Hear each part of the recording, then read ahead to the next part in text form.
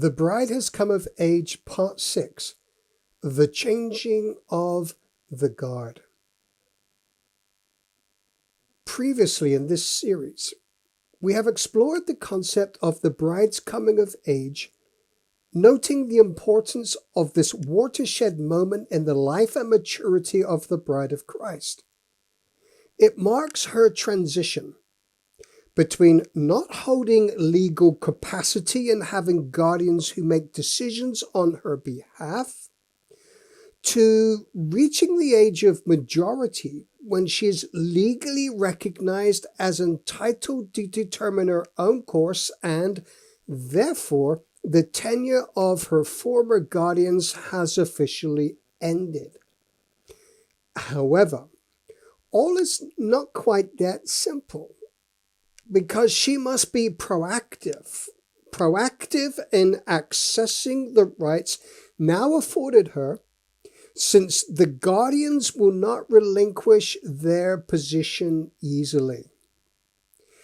If she is to complete her maturity and desirability in the eyes of her bridegroom, it necessitates a departure from the guardians she has known. However, despite her awakened heart and desire to respond to her bridegroom's call to come away with me, there is one further aspect we must now inquire into, because even though a doorway has been anointed for her exodus, the resistance against her will become so great, and the obstacles seemingly so unsurmountable, that she will need help if she is to succeed in this season of change and transition. Thankfully, the bridegroom is sending some of his closest friends to assist. This is what happened in Egypt. When the Lord determined it was time for Israel to leave Egypt and enter into a marriage covenant with him on Mount Sinai, he raised up Moses as his friend, Exodus 33:11, and Moses, who was the prophet, demanded Pharaoh to let my people go, and therefore enforce Yahweh's decree. Likewise, it is imperative that among the prophets being raised today, there are among them those who can fulfill this vital role on behalf of the bridegroom. I'll share more about this and who those prophets may be a little later. Meanwhile, let's take a look at a very insightful passage in Numbers 11, which records what happened not long after Israel had passed through the Red Sea. The people, they began to complain, displeasing the Lord enough to kindle his anger against them and cause a fire to consume on the outskirts of the camp. On that occasion, Moses interceded for them and the fire ceased. But the Israelites, they never learned the lesson that day, because soon after, they complained again when all they had to eat was the manna graciously provided for them from heaven. Rather than gratitude, they displayed nostalgia as they reminisced over the delicacies of the Egyptian diet they had left behind. This is what Numbers 11, verse 5 and 6 says.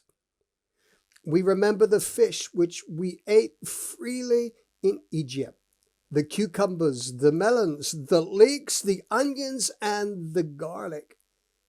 But now our whole being is dried up. There is nothing at all except this manna before our eyes. Wow. At this stage, Moses was exasperated. Here's the account given in verse 10 and 11. Then Moses heard the people weeping throughout their families, everyone at the door of his tent, and the anger of the Lord was greatly aroused. Moses also was displeased. So Moses said to the Lord, "Why have you afflicted your servant? And why have I not found favor in your sight that you have laid the burden of all these people on me?" Numbers 11, verse 10 and 11. When Moses lamented, he recited what the Lord had previously told him to do. This is what it says in verse number 12. "Did I conceive all these people? Did I beget them that you should say to me, carry them in your bosom as a guardian carries a nursing child to the land which you swore to their fathers?" Numbers 11, verse 12. Did you notice? Did you notice what the Lord had asked of Moses? He was to carry Israel in his bosom as a guardian carries a nursing child. The word for guardian is aman, and in this context means to foster, as in a parent or a nurse. It is a key point to grasp. Although the tenure of the guardians ends when the bride comes of age and she is granted every right to accession free from custodial restraint, she will have new guardians appointed. However, they will look and act very differently to the ones she has known before, because rather than confining her, they will lead her out. This is clearly the case with the prophet Moses. I call this the changing of the guard. Let's read further. "I am not able to bear all these people alone, because the burden is too heavy for me. If you treat me like this, please kill me here and now. If I have found favor in your sight, and do not let me see my wretchedness." Numbers 11, verse 14 to 15. Moses was well acquainted with his inability to fulfill the Lord's assignment and considered himself better dead rather than struggle in such an impossible position. Thankfully, the Lord had mercy upon him and provided the following solution, which we pick up in verse 11. "So the Lord said to Moses, gather to me 70 men of the elders of Israel, whom you know to be the elders of the people and officers over them. Bring them to the tabernacle of meeting, that they may stand there with you. Then I will come down and talk with you there. I will take of the Spirit that is upon you, and will put the same upon them, and they shall bear the burden of the people with you, that you may not bear it yourself alone." Verse 24. So Moses went out and told the people the words of the Lord, and he gathered the 70 men of the elders of the people and placed them around the tabernacle. Then the Lord came down in the cloud and spoke to him, and took of the Spirit that was upon him and placed the same upon the 70 elders. And it happened when the Spirit rested upon them that they prophesied, although they never did so again. Numbers 11, 16 to 17, and verses 24 to 25.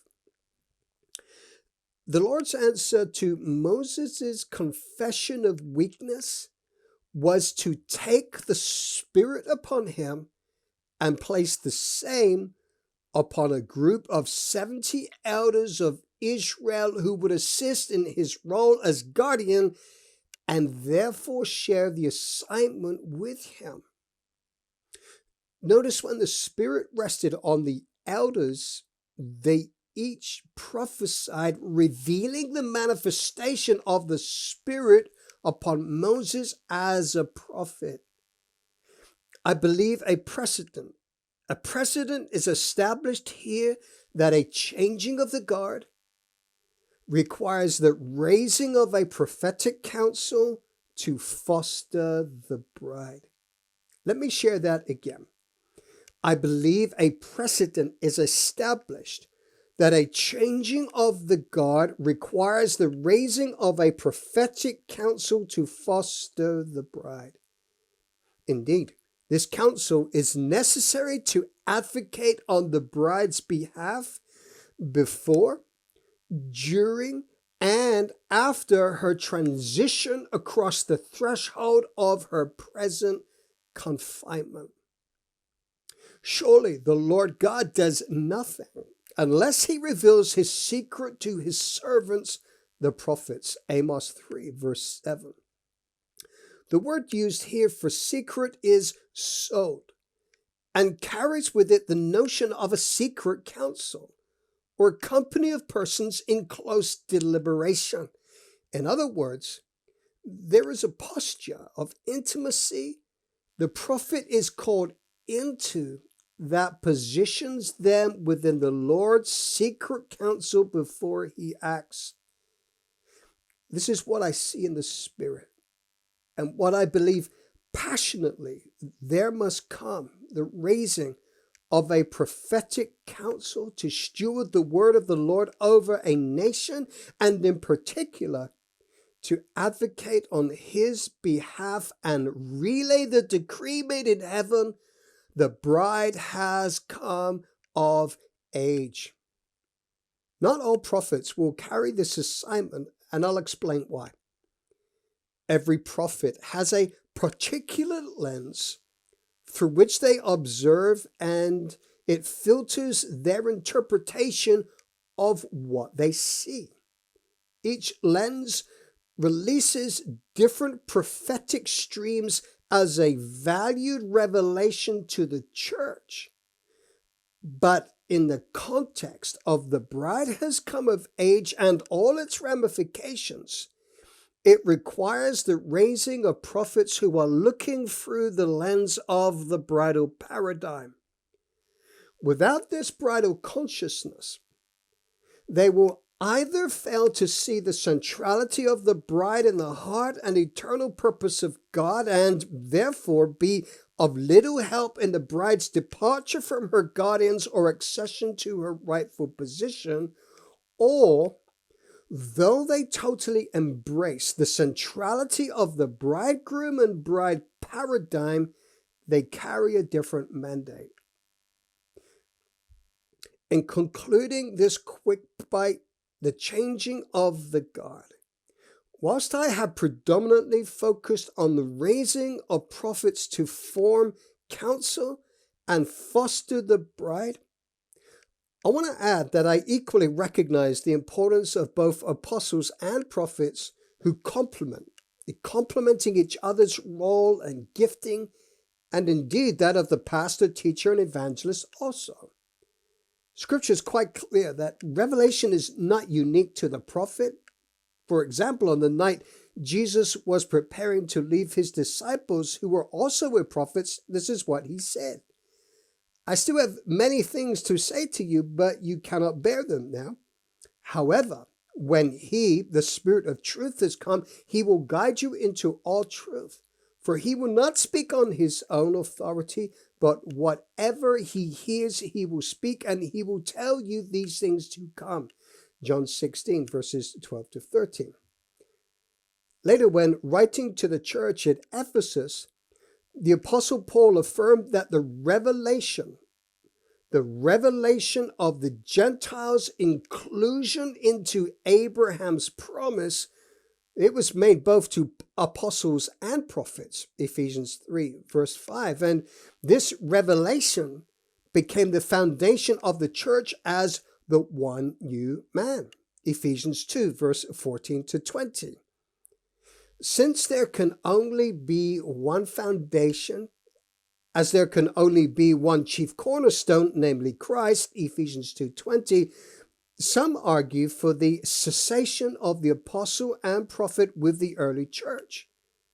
Now, I agree their role was uniquely foundational, but we should also note Paul's teaching later in the same letter to the Ephesians in chapter 4, which quite clearly instructs the necessity of not only the apostle and the prophet, but the pastor, the teacher, and the evangelist. This is what he writes in Ephesians 4, verse 13. Until we all come to the unity of the faith and of the knowledge of the Son of God, to a perfect man, to the measure of the stature of the fullness of Christ. In other words, until the bride is fully mature without spot or wrinkle and therefore compatible with Yeshua, there'll always be the need for the 5 gifts given by the bridegroom to his bride to operate. Ephesians 4, verse 7. But the prophet is unique in that by definition the word prophetes defines their role as one who speaks forth. They are called, summoned to stand before the Lord that they should speak forth by virtue of being in counsel with him. Wow. This concludes the Bride Has Come of Age series of quick bites. And I do hope you've been blessed, even inspired as you've read or listened to this teaching. I feel I've shared enough to relay what I believe I've heard in the Lord's counsel was providing a solid biblical exegesis to support the suppositions made regarding why and how the bride should leave home and the Lord's provision for her to do so. There's more I could say, but next time, I'd like to begin a new series on the warrior bride. This will build upon the principles here and take a closer look at the battle facing the bride's accession and how the spirit of Elijah will come to her aid. Until then, may God bless you. Maranatha.